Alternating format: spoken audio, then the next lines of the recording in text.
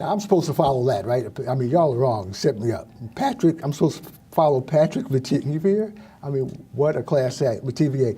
Patrick deserves that award. He works hard around here. I mean, basically, he's assisted me in most of my productions since I've been here. So, congratulations to Patrick and to Pops. And also, joining me here, as you know, basketball March Madness is sweeping the nation. But in terms of boxing, well, we've got plenty of boxing news. Plenty of fighters are still getting hit, despite, you haven't seen that many fighters, but, they're still out there, and especially here in Brooklyn. But joining me is also Doc Stanley of Sports in Depth Talk Radio, Blog Talk Radio. Thanks, Doc, for coming on. It was a pleasure. No praise to Doc, Savior, first and foremost. Yeah. Before we get into our conversation, you usually bring some items always along. Especially, I want to go down and talk about your baseball right here. You are basically a sports collector also. Yeah, okay. I'm blessed. The baseball is signed by some notables: Eddie Murray, greatest switch in the history of baseball; Darryl Strawberry, Gary Carter, or Hershiser, just to name a few, and Tommy Lasorda, Manny Mota, Lenny Harris, all-time pinch hit king. Okay, and in terms of hockey, we have the Islanders are coming here next fall. Next fall they're coming here. Right? They're coming here. Both teams are doing well. The hockey puck is signed by the Jackie Robinson of hockey, Willie O'Ree, first black player in professional hockey, and that's autographed by him. Okay. And this bow tie. Boxing-wise, Eddie Cotton, the great referee, #1 referee in boxing now. That's the bow tie he wore when he refereed. Oh, referees, do they still wear bow ties? Oh, yeah. Okay. No, they're not wearing ties. Okay. This is the one he wore for the Lennox Lewis, Mike Tyson heavyweight championship that was fight. Held in, I believe, Memphis, Tennessee. Talking about that, at the Pyramid. Boxing-wise, we want to send our condolences to Lou DiBella, the great promoter, lost his father last week.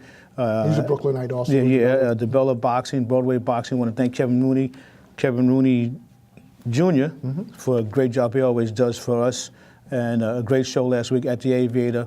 And, with other champions, Derek Jeter's retiring. Right. I've said Derek wears #2 as apropos, second to none as a player and a person.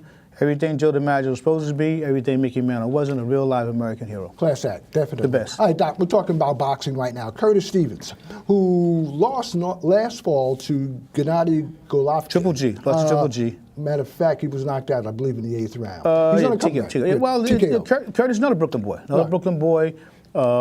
And I think he's reinvented himself. Right. He basically, after that fight, he came back in January and fought, I believe, Peter Majewski, and he knocked him out in the first round. So he's on the comeback trail. He's fighting April 4th in Philadelphia. So another fight for the middleweight.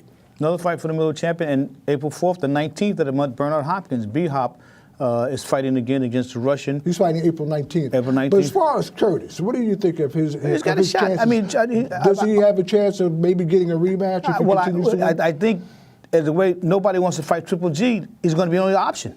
I mean, nobody else wants to fight him. Pretty sure Curtis wants another shot at him. That could happen. But I hear Triple G and Julio Cesar Chavez Jr. is going to be a fight that's set to go. That was a fight where he basically almost just methodically broke Stevens. Triple G is one of the best fighters around. Curtis was just, getting back into the scene of things here. It was his night, bottom line.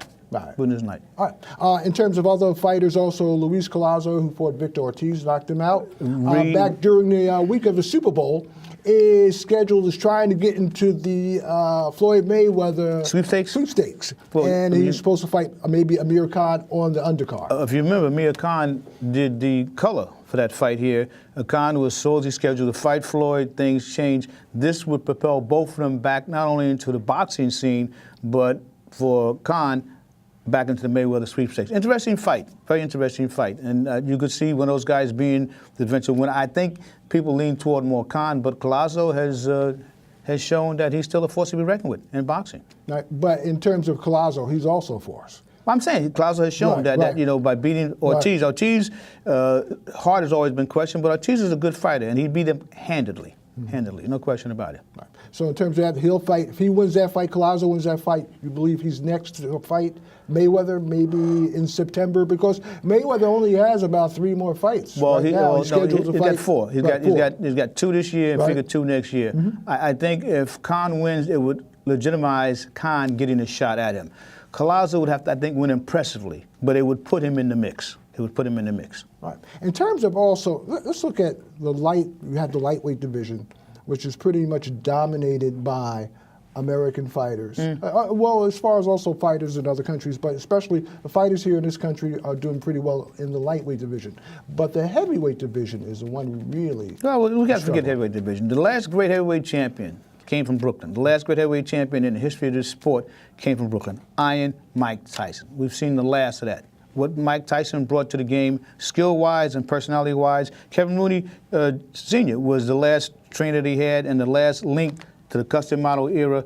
That's gone. We're never going to see that type of boxing again. We're never going to see that type of era again. Tyson is the last great heavyweight champion ever in this sport. And unfortunately, one of the Klitschko brothers, they're dealing with the crisis in Ukraine right now. Yeah, they're dealing with. I mean, that's a crisis. I mean, it's something that seems to be harder to deal with than fighting. I mean, they're not really fighting anybody. You know what I mean? So the heavyweight division right now is gone. We're never going to see. Kenny Norton once told me, you're never going to see the era again. Him, Ali, Shavers, Frazier, Foreman, gone. Right. Jimmy Young. Also locally, we have other fighters. Saddam Ali.